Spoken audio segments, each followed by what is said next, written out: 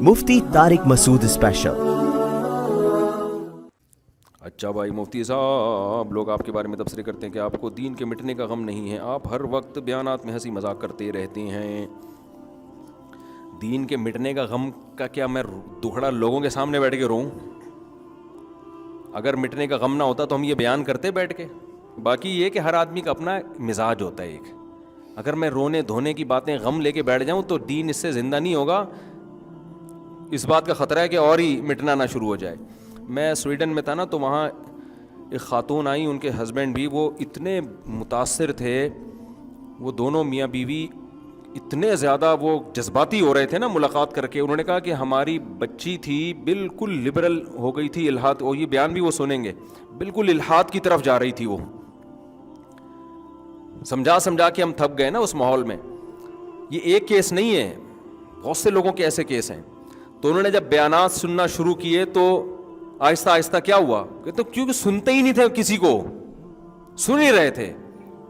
تو ہر آدمی کا اللہ نے وہ اتنے یعنی شکریہ ایسا لگ رہا تھا ان بیچاروں سے ادا ہو نہیں رہا کہ کیسے ہم شکریہ ادا کریں۔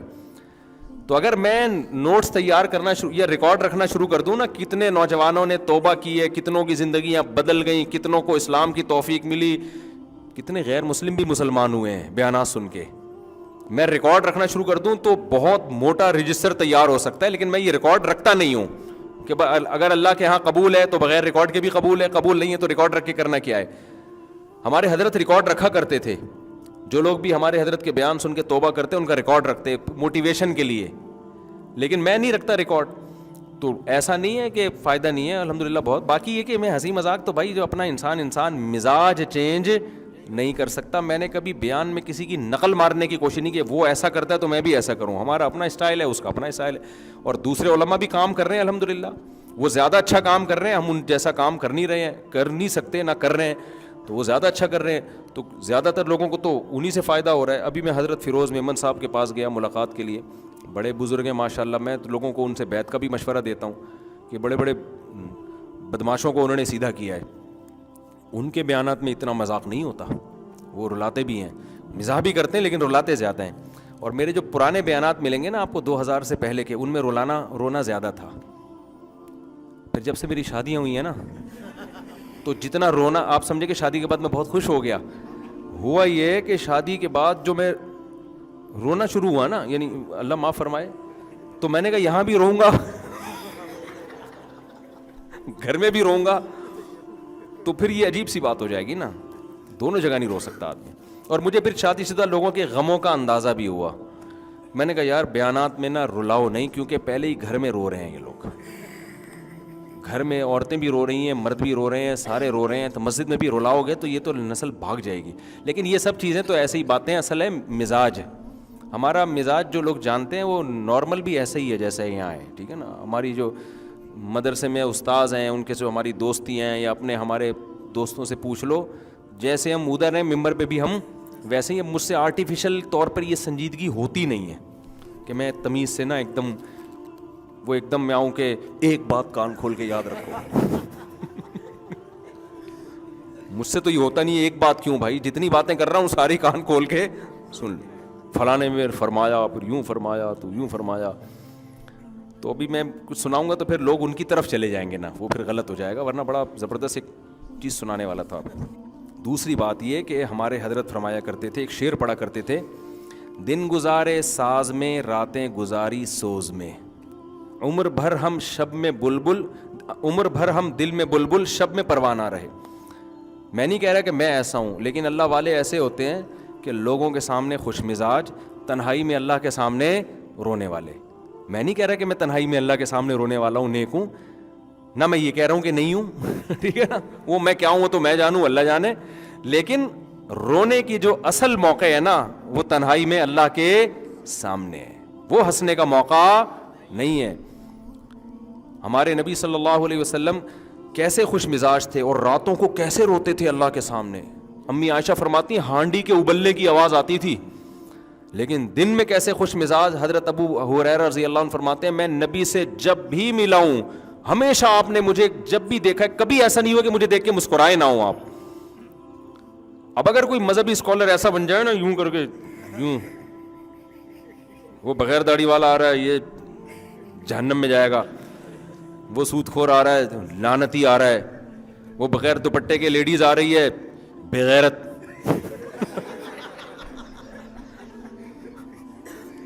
تو اس سے کیا ہوگا, وہ دوپٹہ پہن لے گی ہے بھائی, وہیں سے بھاگ جائے گی, بولے وہ وہیں سے ٹاٹا کر کے میں کسی پادری کے پاس جاؤں گی, مولوی کے پاس آنے کی ضرورت نہیں.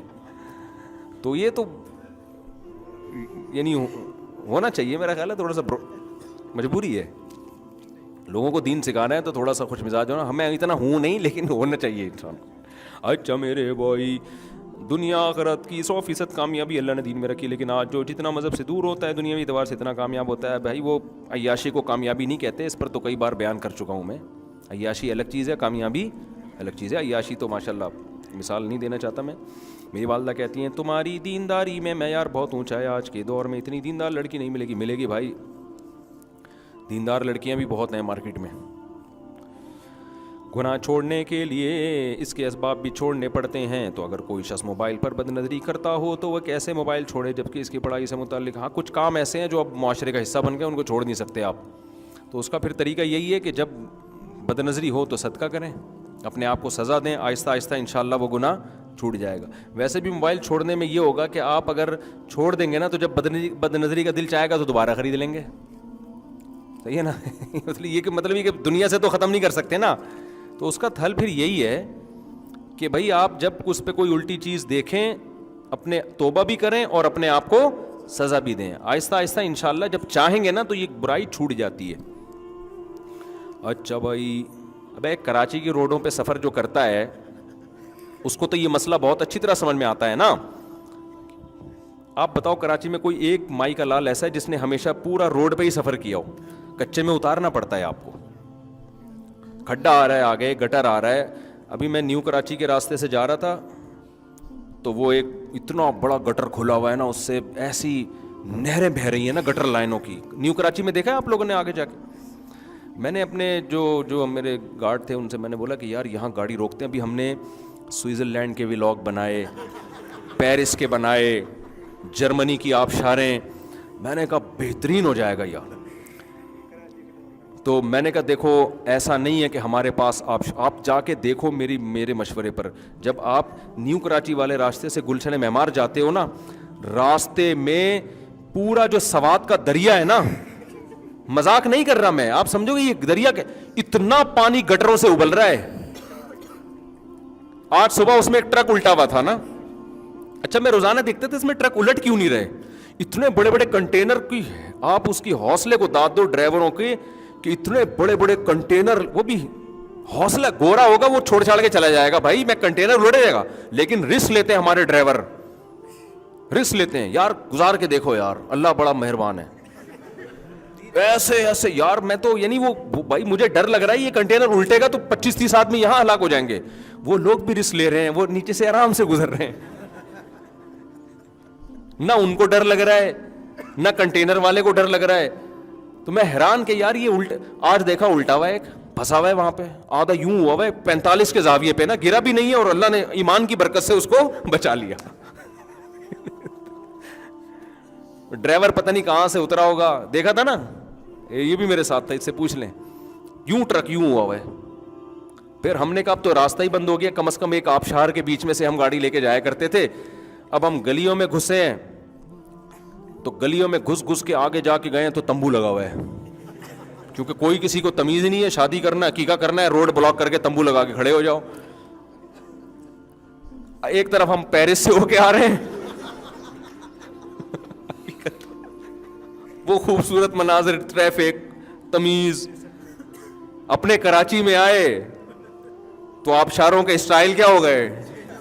تو ہم اتنی مشکل سے گاڑی گھما کے گلیوں میں گیا, وہ تمبو لگایا ہوا ہے آگے. بھائی پتہ نہیں کیا ہو رہا ہے, عقیقہ ہو رہا ہے, کسی کی بہن کی شادی ہو رہی ہے, کسی کی باپ کی شادی ہو رہی ہے, کیا ہو رہا ہے, ابھی کوئی تمیز نہیں ہے یار, یہ روڈ پہ تم نے لگا.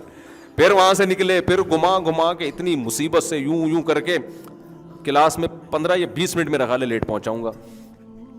تو میں نے یہ سوچا کہ میں نے کہا یار یہاں ایک ولاگ بناتے ہیں ہم, کہ آئیے ہم پہلے میں اس میں یہ کہوں گا آئیے آپ نے پیرس کی آبشاریں دیکھیں, ابھی تو ویسے دکھائی نہیں ہے, گرمیوں میں جائیں گے تو دکھائیں گے انشاءاللہ. اور سوئٹزرلینڈ میں, اور آئیے ہم آپ کو کراچی خوبصورت آبشار, اور پھر یوں کر دو آپ گٹر کے نا ابل کے اتنے ابل رہے ہیں نا لائن سے. اور یہ جو ہمارا شاگرد ہے نا, یہ جو گارڈ ہے, یہ اس کا گھر ہے اس طرف. جب ابھی بارشیں نہیں ہو رہی تھی تو اس نے کیا کیا ہے بیچارہ, اگلے دن میرے پاس آیا, کہہ رہا ہے میں بائک لے کے جا رہا ہوں, میں یہاں تک پانی میرے, اور 3 بوڑھے, ایک بیچاری بوڑھی عورت اور 2 بوڑھے آدمی پانی میں بہہ رہے ہیں. خیر بچا لیا ان کو زندہ. تو یہ حالات ہیں یار, آپ خود اندازہ لگاؤ, اللہ آپ شارے ہیں. تو شکر ہے خوشی اس پہ ہوئی کہ وہ مجھے اس پہ نہیں ہوئی تھی کہ گر گئے ہیں, غم اس خوشی بچنے کی ہوئی جب انہوں نے بتایا نا ان بوڑھوں کو ہم نے نکال لیا. تو یہ حالات ہیں, یہ بارش کے بغیر یہ آپ شارے ہیں. بارش ہو تو حسن کے مناظر, وہ تو ایسا مزہ ہوتا ہے کہ بھائی وہ تو سوئٹزرلینڈ تو کچھ بھی نہیں اس کے مقابلے میں. یہ حسن ہے ہمارے کراچی کا الحمدللہ. تو خیر کہاں سے کہاں بات چلی گئی یار, یہ کیا چل رہا تھا. بس بات کو ختم کرتا ہوں میں, بہت ہو گیا. ہاں تو میرے بھائی میں یہ بات کر رہا تھا کہ مذہب پہ چلو گے نا تو آپ کی کنفیوژن دور ہو جائے گی. آپ کو ایک ٹریک نظر آئے گا, یہ سیدھا راستہ ہے. تو اس میں اگر جیسے کراچی کی یہاں مثال آئی تھی کہ بھائی تھوڑا سا آگے گٹر مٹر آ بھی گیا تو اٹھا کے پھر بھی روڈ پہ ہی آنا ہے نا, یہ تھوڑی کہ اسی میں نہر میں ہی بہ جائے گا جا کے وہ. تو اگر تھوڑا بہت انسان سے غلطی ہو جائے, آڑا ترشا ہو جائے, ابا کے سامنے کبھی اونچی آواز سے بات ہو گئی, کبھی بدتمیزی ہو گئی, تو بھائی توبہ کا دروازہ کھلا ہوا. اچھا آخری بات, ابا سے بھی معافی مانگنی چاہیے کہ نہیں مانگنی چاہیے؟ تو اگر کبھی کبھار ہو جائے تو ابا سے بھی مانگیں. اگر آپ کی عادت ہی ہو گئی ہے تو صرف اللہ سے ہی مانگ لیں کیونکہ بار بار معافی مانگتے ہوئے بھی وہ شرم کی بات نہیں ہے. اچھا یہ وہ ابا بھی اس سے پریشان ہو جائے گا کہ بس کر یار کوئی اور کام کر دو. تو پھر اللہ سے مانگو اور اپنے اوپر کوئی جرمانہ رکھ لو. تو یہ ایک اصول اور ضابطہ شریعت نے, اور بہت سارے اس میں احکام ہیں, لیکن کنفیوژن نہیں ہے. سمجھتے ہو, کسی اسلام کو چھوڑو گے کنفیوژن ہی, ساری زندگی ٹھوکریں ہی کھاتے رہو گے, اسی میں مر جاؤ گے. تو یہ ہے حساب کتاب. تو اللہ تعالیٰ ہمیں سیدھے راستے پہ چلنے کی توفیق عطا فرمائے, اور موٹیویشن ہمیں اسلام سے لینے کی توفیق عطا فرمائے, جو میں نے اصل بیان شروع کیا تھا. اور وہ جو پھر ایک دم آتے نا, یہ ایک دم کر کے یوں ایک بات ہمیشہ یاد رکھنا, بولا بھائی تو اگر شریعت کے مطابق کر کچھ اور کام کر لے, تو جا کے اسلام کے مطابق بات کر رہا ہے تو ایک نہیں تیری 6 باتیں یاد رکھیں گے ہم, ٹھیک ہے نا. اسلام کے مطابق نہیں کر رہا تو پھینکنے پر گورنمنٹ کی طرف سے کوئی پابندی نہیں ہے, پھینکتے رہو بیٹھ کے. اچھا میرے بھائی, آپ کے نوجوان, آپ کے بیان میں نوجوان زیادہ تو ان کو ترغیب میں داڑھی رکھ لیں. بھائی میں نوجوانوں کو کہتا ہوں, دیکھو در جوانی توبہ کردن شیوائے پیغمبری, جوانی میں توبہ کرنا پیغمبروں کا کام ہے. تو جوانی میں داڑھی رکھ لو یار. سمجھ میں آ رہی ہے بات؟ اس کا ثواب ملے گا, ہمت کر لو.